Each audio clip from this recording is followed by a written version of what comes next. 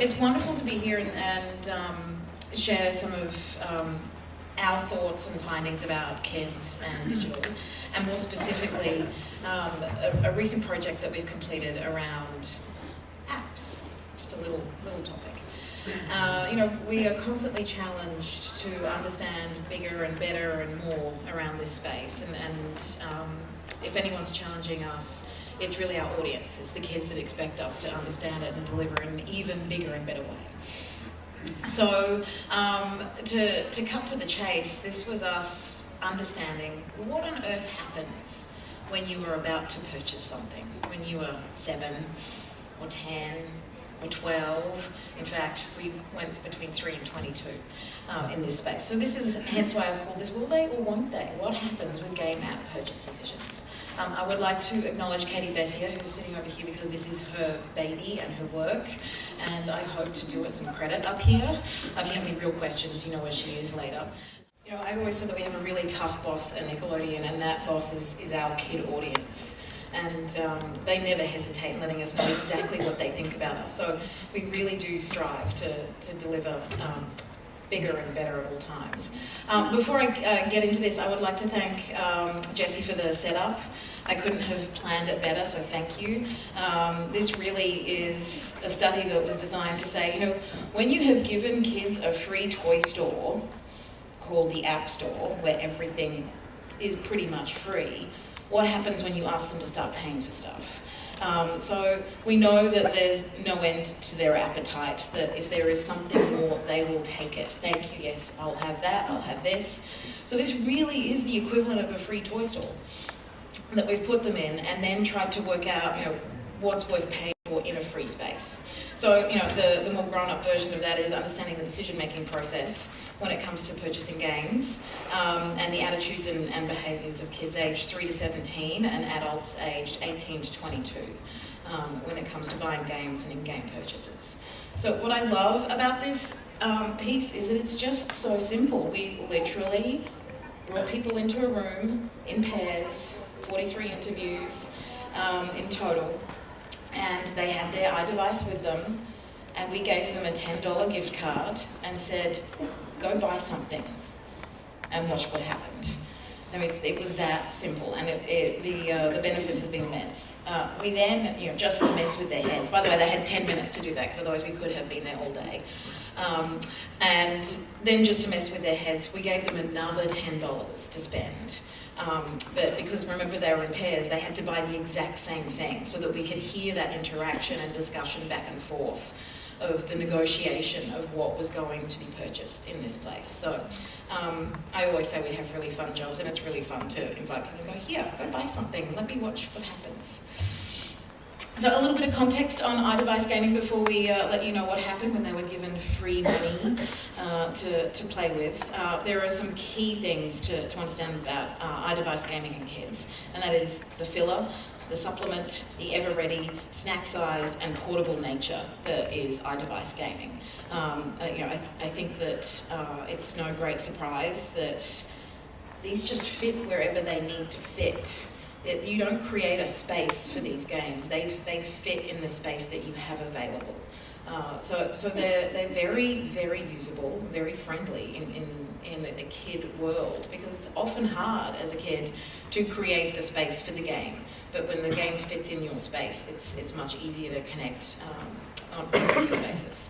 So, you know, in terms of the filler piece, you know, that's where it is. It fills the gaps in their lives, sometimes just because they're bored or because nothing else interesting is happening, and that's sometimes a tough spot to fill.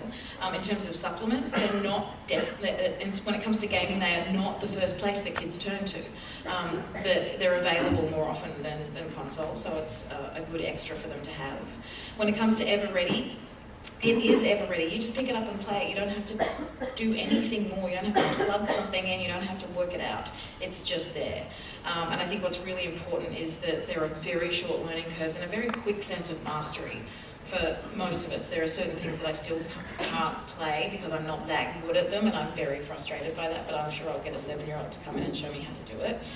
And when it comes to snack size, obviously they can be consumed quickly and thrown away quickly.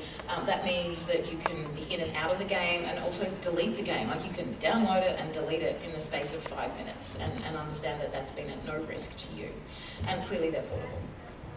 So when we talk about 3 to 22-year-olds, clearly we can't put them all in one group. So just a little moment of what we call iDevice gaming through the ages. And just a quick recap for everybody on just those developmental stages that happen, because even though they're living in a very advanced technological world, the stages of development remain true. They are still kids.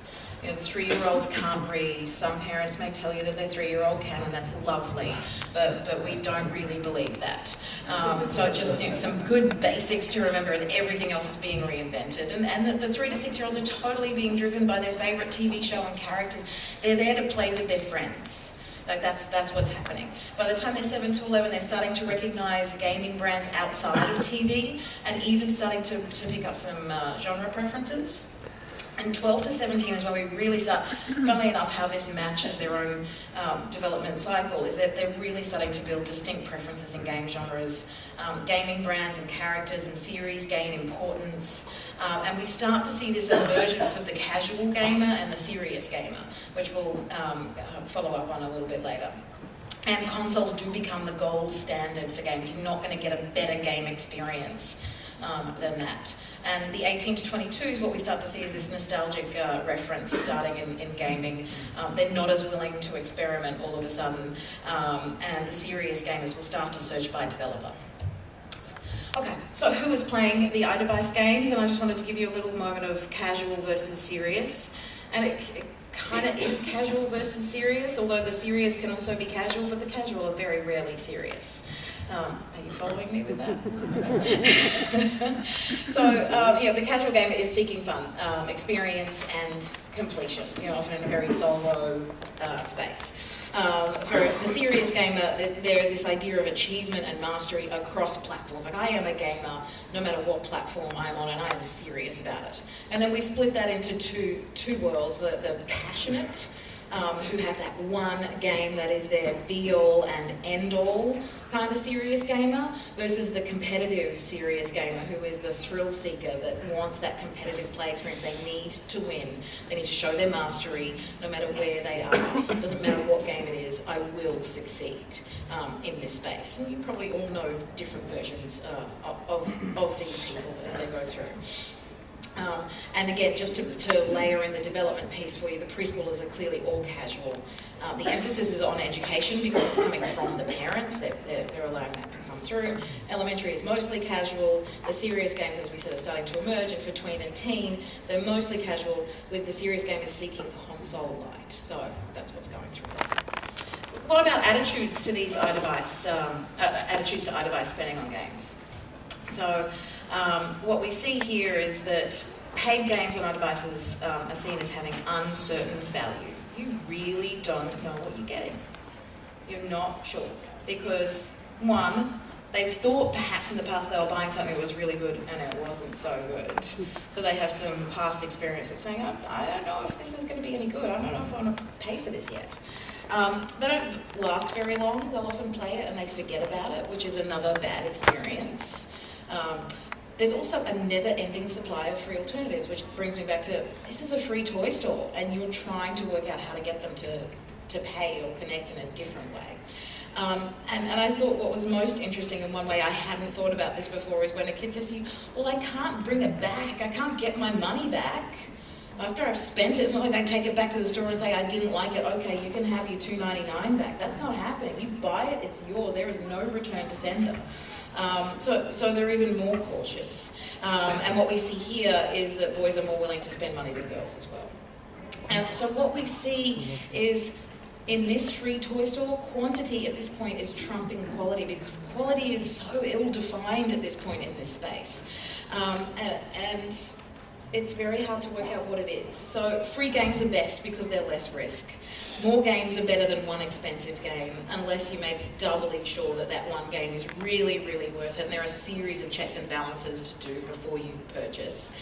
And so far the search for quality hasn't even been very fruitful. There isn't something that is that good that's saying, you know what, it's worth it. I'm going to start regularly spending money here. Okay, so $10, free, go buy something, 10 minutes. Does anyone here know what they would buy right now? Anyone got something they really are waiting to buy because the money was what was getting in the way? No. So it's not the money that's getting in the way, it's is this good? Is this experience going to be different for me? So everyone found it was really difficult to find new games to purchase across all age groups. By the end of the sessions, they were haphazardly buying things just to spend the money. Talk about panic purchase. Okay, here, I'll just buy this, just because they wanted to complete the task. You know, these very well-behaved post-millennial kids that want to complete the task, and particularly girls who want to, but you told me I had to, so I must, I will. And this poor 8-year-old girl who's just like, I want to pick a free game. She has money there. There's no need to spend. I want to pick the free one. Please let me pick the free one. And a 7-year-old girl who says, you know, whatever I want to get, my mum lets me, but it has to be free. So they are so trained into this free toy store, even when the money isn't theirs to spend, it's really hard to go out and spend it. Their instinct and conditioning is around free game, no risk. So why on earth is it so hard? Part of it is the App Store. There is no doubt. It's difficult to find new games to purchase across all age groups. And we know that there are a lot of games to choose from. The main areas of the App Store show the games, both across time and across categories. So how do you actually find something new that you're willing to spend money on? So it makes it very difficult. So we have some 7 to 8-year-old boys who's like, it's kind of hard to look for a game. You don't know how to pick them. There's a bunch of them. Even a mother of a 3-year-old boy who says it's very complicated. There's so much stuff in there. I don't even know what we're doing anymore. She just got lost in the whole task. This is an adult who really couldn't complete this task for us. And then the other reason about why it's so hard is, well, how do I know if it's worth it? Even if it's not my money, how do I know? So there are some key things that work across all age groups to determine whether a game is worth it. Like I said, they've been burnt by past experiences. You've got an 11-year-old boy who just says, well, an app won't keep you busy for as long as an Xbox game. They really had very high expectations. You know, I started by saying, we have a tough boss at Nickelodeon, and we have to work very hard to meet their needs, and these kids expect a lot, because they're comparing a 99-cent app to an Xbox game, and that's not fair. But we can't level that playing field, but they are comparing that. So when you look across the ages, for the 3 to 6s, the 7 to 11s, and the 12 to 17, you can see the similarities in the first two there, with familiarity, something I know I'll love, and longevity really driving those two core segments to purchase in this space. You can layer in educational value and characters for the preschoolers, and a slightly higher quality for a 7 to 11. Once we get into the 12 to 17s, they look and feel and are teenagers, and they're acting like it in every part of their lives, even here. It has to be popular. That longevity and replayability is important. New and not done to death. You know, it has to be cool enough, but popular enough. That delicate balance. And this idea of no long learning curve and a known and trusty reputation. So you have a 15-year-old girl who's just been given this money for nothing. This is not her money, and she's like, I'm nervous to buy it. What if I don't like it? And this is I put it up there not because it's just funny, because it's a really important thing. She feels nervous about spending money that isn't hers on this because she wants it to complete. Okay, so a little moment on familiarity. You know, it has many definitions in this space. One is I've played it before, I've seen someone else play it, I have the free version, it's been recommended to me, the buzz, or I know the brand, the franchise, or the developer, depending on your age and stage in the gaming world, and nostalgia. So again, a lot of nods to new in that space. So is it worth it? Well, it depends. You know, how much does it cost? I said they can't be returned. So the value must be determined before you purchase them. You can't take it back and say, I don't want it anymore, I want to trade it for something else. That's not happening. So this 10-year-old girl saying, I pick the games I like and can't delete it and get my money back for another game. I have to choose my game wisely. a father of a 4-year-old boy. Most of the games are not very expensive, $2 to $5, as long as you'll play it for a while, at least a week. So he's like, as long as they don't bug me a lot, I'm okay. But there's some stress with everyone else about making it right. There's a lot of pressure to make the right purchase in this space. So just to recap, in case you didn't get the message, we gave them $20 in gift cards and they couldn't figure out how to spend it. They couldn't find a new app to purchase. They struggled with in-app purchase, which is what I want to get to. So, in fact, I'm running very short time, so you missed that slide. So what happens with in-app purchasing is it was rare. Even when we reminded them, you can go to your favorite app that you play every day and buy something in that. Still hard. Okay, so kids and parents didn't see the value of in-app purchases. It isn't real. I don't need it. It's cheating. Right? Getting me ahead in the game is not me feeling like I'm mastering. I am buying my way to the next level. I don't feel good about myself when I do that. It doesn't make sense. It takes away the challenge. So there are a lot of reasons why I would not want to buy my way to the next level in this in-app purchase. So 8-year-old girl, to me there's no point in coins. All you do is buy equipment. It's not really real. So how did preschoolers pick their games when they finally went to this space? Familiarity and recognition, imagery and information and reviews were the 3 things. Remember, this is preschoolers working with their parents. They're not alone there in this space. How did the kids pick their games? Again, familiarity and recognition, imagery and graphics, information and reviews, new games. Like sometimes I just need a new game. Sometimes that's just what I need.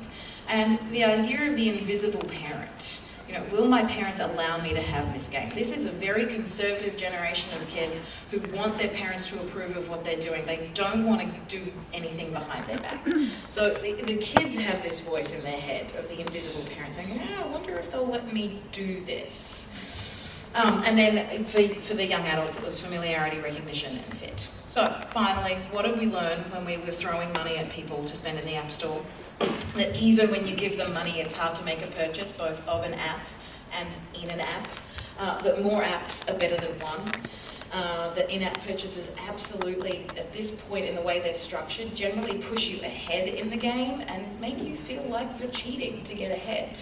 So how can you expand my experience versus just bump me ahead? Because I would make a purchase to feel like I'm getting a bigger and better experience, not just buy my way through the game. Because I'm not playing a game just to get to the end. I have many other needs around it.